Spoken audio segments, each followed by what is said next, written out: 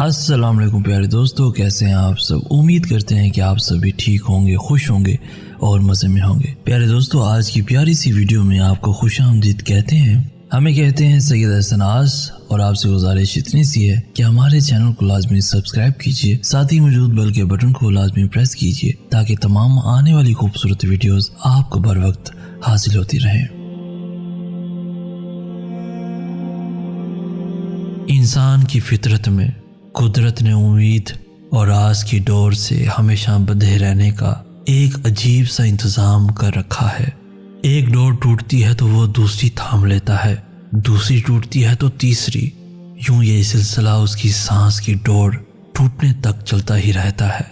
शायद कुदरत ने इंसान की तबीयत में ये आस और उम्मीद का सिलसिला ना रखा होता तो